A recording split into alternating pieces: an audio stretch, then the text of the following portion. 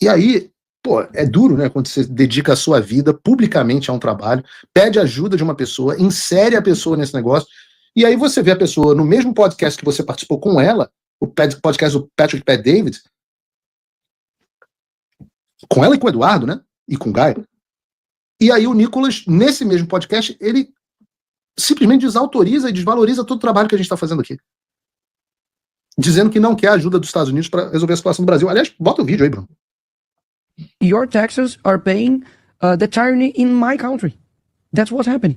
So these guys are interfering in our politics and for the bad. As I was saying, I don't want them to interfere in nothing, either in right or neither in left. So then if it goes on you guys and you said, I don't want any help, leave us alone.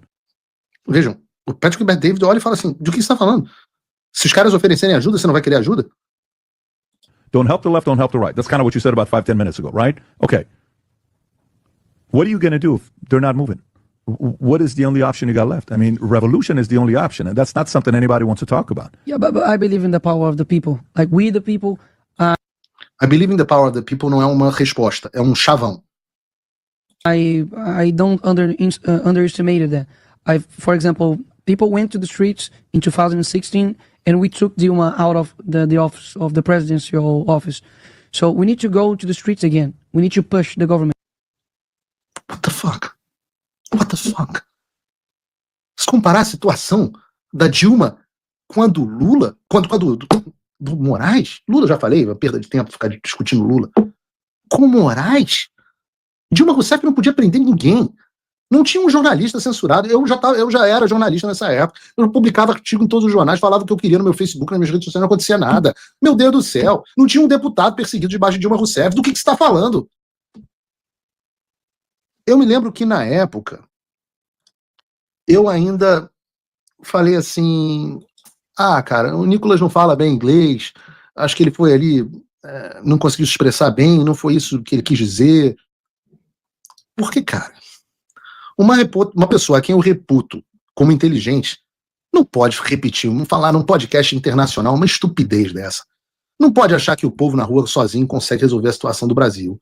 I believe in the power of the people. Que caceta é isso? Isso é um chavão, porra. Isso não é uma solução. O que é the power of the people? Cada um vai pegar um anel e vai falar, vai, planeta!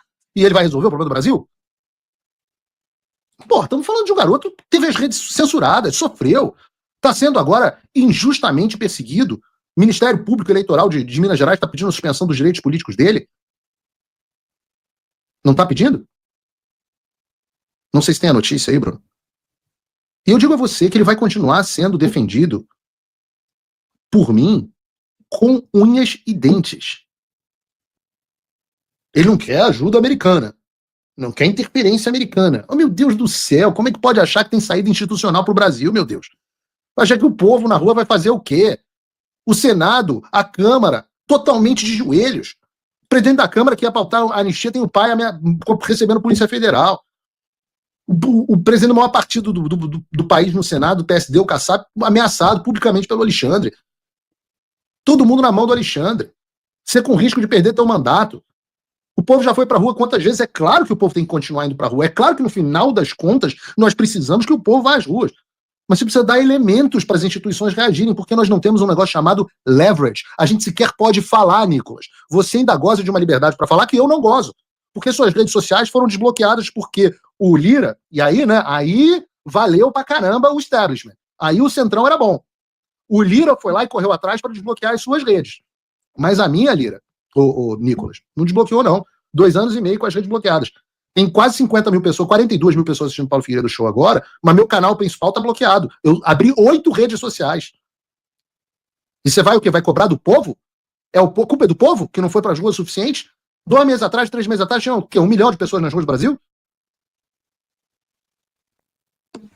Será que é assim? Será que esse é o jeito?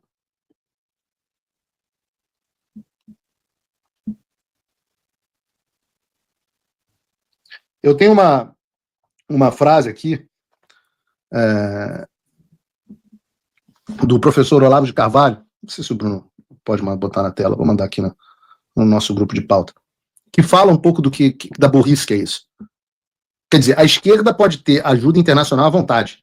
Um caminhão de dinheiro da USAID, visitas diplomáticas, apoio, ameaça de sanção, aliás, coisas sem as quais, na palavra do próprio Mike Pence, o Bolsonaro ainda seria presidente dos Estados Unidos, mas nós da direita temos que lutar sem essa arma? Será que a gente não aprendeu nada com o que ensinou o professor Olavo de Carvalho, Nicolas? Aliás, eu sempre vejo você citar o professor. Eu vou citar aqui um post dele, de 21 de dezembro de 2013. Eu não sei quantos anos você tinha em 2013. Eu já era aluno do Olavo de Carvalho. Em 2013, o professor disse o seguinte: cada ardil jurídico ou administrativo que a esquerda inventa pode e deve ser usado contra ela mesma. E é exatamente isso que eu estou fazendo. Eu posso não ser o sucessor do Olavo de Carvalho, mas eu sou um bom aluno. Como é que você pode falar um troço desse? Mesma coisa que o Ricardo Salles, outro amigo, que também está caminhando numa direção imperdoável. Como é que pode falar essa bobagem de que a gente tem que resolver os nossos problemas nós sozinhos?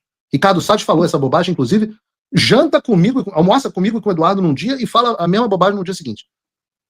Não sei mais explicar, mas eu sou muito leniente com os meus amigos, então deixei pra lá. Mas eu não entendo como é que alguém pode falar isso vendo o tipo de julgamento que o Bolsonaro tá tendo. Até o Trump já viu. Então qual é o remédio? Qual o remédio? É o povo nas ruas, e aí o povo nas ruas, você vai fazer o quê com o povo nas ruas? Você vai fazer um videozinho com fundo preto falando mal do escândalo do Lula, vai comemorar like e visualização? Videozinho sobre supertaxação de rico? Lembra? Eu aplaudi. Eu coloquei no Paulo Figueiredo Show todos os seus vídeos, repercuti. Falei que era um fenômeno, falei que era maravilhoso. Mas é bom, derruba a popularidade do governo Lula, mas o Lula não é o problema. O Lula não está me impedindo de falar. O Lula não bloqueou as redes sociais do Brasil, derrubando o marco civil da internet. Ele até tentou, mas vocês no Congresso não deixaram.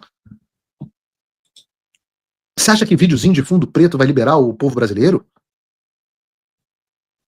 Você confia numa condução de urnas eletrônicas? Num STF conduzindo as eleições sem auditagem, sem porra nenhuma, com todas as vulnerabilidades em 2026? Você acha que o Moraes vai permitir um Senado combativo? Sério? Jura? Só posso reputar isso. Eu não sei. A não ser, Nicolas, assim, num bom caminho eu reputo isso à inocência da juventude.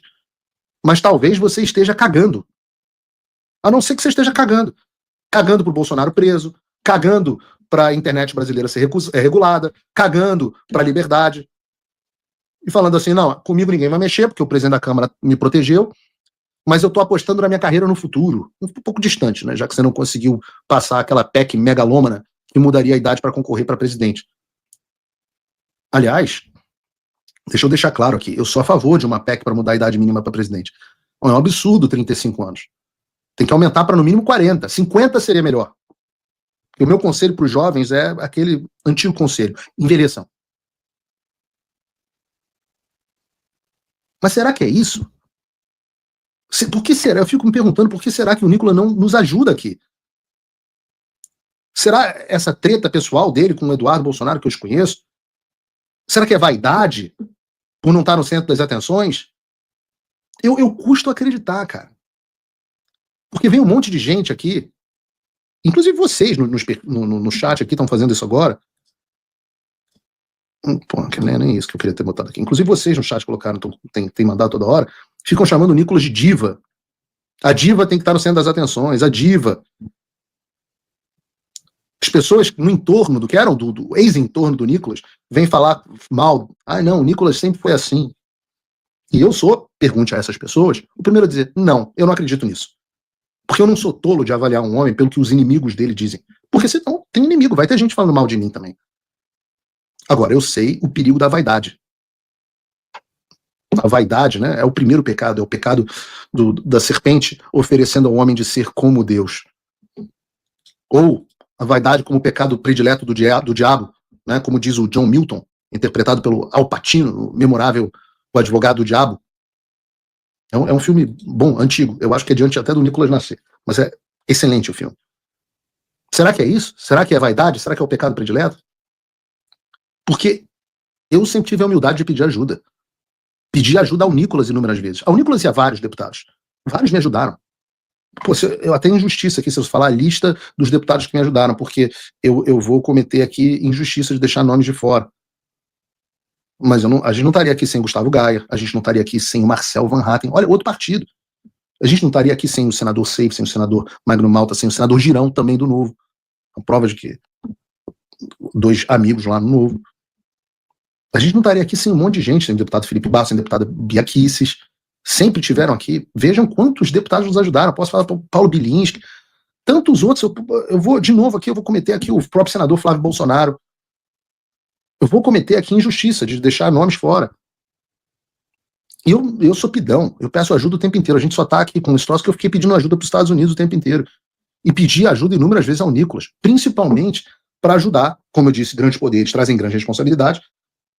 Então, o maior comunicador do Brasil podia ajudar a repercutir muito as coisas que a gente estava fazendo nos Estados Unidos. E eu digo que essas coisas, se tivessem tido repercussão suficiente, podiam ter evitado que a gente chegasse ao ponto que nós chegamos. Onde a gente vai ter sanções, onde a gente vai ter choro, onde vai haver ranger de dente, onde talvez tenha tarifas. Porque se lá atrás, esse trabalho que a gente está fazendo aqui tivesse sido levado a sério, toda a pressão diplomática que foi feita tivesse sido levada a sério, as cartas do Chris Smith, a audiência, a carta dos outros deputados, a carta do senador, o envio de... Se essas coisas tivessem sido levadas a sério enquanto todo mundo fazia ha-ha-ha, talvez tudo isso que a gente está vivendo pudesse ser evitado. Talvez o sistema tivesse dado um recuo no Alexandre. Talvez, vai saber. Mas o que eu posso dizer é que o maior comunicador do Brasil podia ter ajudado nesse sentido. Podia ter falado sobre isso, por exemplo, nas entrevistas que deu para o Patrick Bet-David, por exemplo. Podia ter falado sobre isso e ecoado o pedido das sanções. Repito, grandes poderes trazem grandes responsabilidades. A quem muito foi dado, muito é cobrado. E, pô, Nicolas, e eu coloco aqui vários deputados também, repercute cada bobagem. Será que nada disso do que aconteceu até hoje foi digno de repercussão? Tudo ignorado? Será que vocês acham mesmo que isso é acidente, é coincidência? Nunca ajudou. Talvez por não acreditar no que a gente estava fazendo aqui, achou que não fosse dar certo. Talvez por não gostar do que a gente está fazendo, não concordar. Não é? Afinal, ele estava dizendo aí que não queria ter interferência externa. Ou talvez, e eu juro, oro para que não seja isso, talvez seja puro despeito com o trabalho do Eduardo Bolsonaro. Não comigo, mas talvez veja Eduardo como um rival e seja despeitado. Tomara que não, cara. Eu posso dizer que eu cobrei o Nicolas, antes de fazer esse vídeo, milhões de vezes, privadamente. Inclusive de uma defesa mais efusiva do Eduardo. A quem eu repito, eu avalio que o Nicolas deve muito por ter se tornado quem se tornou. Eu cobrei uma defesa quando o Eduardo foi brutalmente perseguido pelo Moraes e teve que se exilar nos Estados Unidos. E eu não vi praticamente, não sei, videozinho com fundo preto não teve. Eu sei que não teve, mas não teve praticamente nada. O cara que te tira do anonimato tá sofrendo uma perseguição injusta. Não sei, talvez ele tenha falado muito sobre o assunto e tenha me escapado, eu acho difícil. Os vídeos dele aparecem tanto para mim. Eu olhei e cobrei. E veio a promessa de que seria defendido e não aconteceu. E eu deixei para lá. Mais uma vez. Mais recentemente, eu procurei o Nicolas, pedindo a ele para repercutir mais o que estava acontecendo aqui nos Estados Unidos, com as matérias falando da possibilidade de sanção. E ele falou, Paulão, vou repercutir quando tiver uma coisa mais concreta.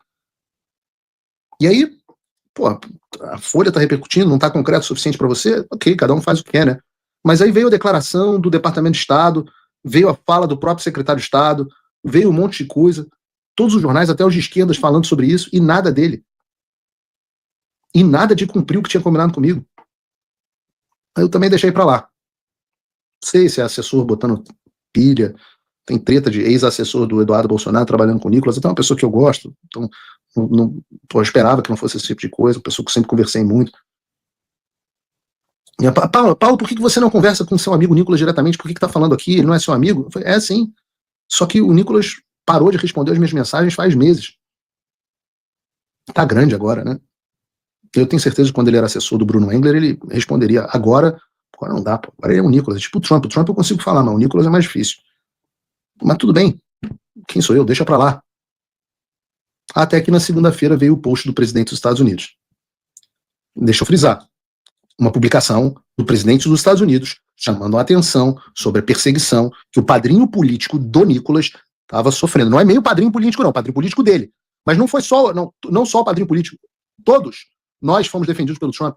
Inclusive o próprio Nicolas. Porque a postagem fala dos milhares de apoiadores, da perseguição dos milhares. Isso vai de Bolsonaro a Débora e de Nicolas a Eduardo. E eu acho que isso é uma grande coisa, certo? Eu acho que isso merece repercussão. Quer dizer, todo mundo acha. Toda a mídia fez uma cobertura extensa a respeito. BBC, BBC, Carta Capital, CNN, Estadão, Folha de São Paulo, G1, Gazeta do Povo, Infomoney, Isto É, Metrópolis, O Globo, Poder 360, Terra, Veja. Tá bom? Acho que tá bom. A Globo News falou disso o dia inteiro ontem e anteontem. O dia inteiro. Vejam, até o Guga Chakra explicou a dimensão do que estava acontecendo. O Guga Chakra. Cadê o vídeo? Longo prazo, como você citou, do Paulo Figueiredo, do deputado Eduardo Bolsonaro, que está aqui nos Estados Unidos. Eles conseguiram esse primeiro passo, que é muito importante para eles, de conseguir uma declaração, a declaração do presidente dos Estados Unidos da América. Isso é gigantesco em qualquer circunstância, não dá para diminuir o impacto de uma declaração do Trump. E eu, como eu disse ontem, eu nunca imaginei que eu veria o Guga Chakra dando mais repercussão ao nosso trabalho do que o Nicolas Ferreira. Eu juro. Cara, os líderes da oposição e do governo,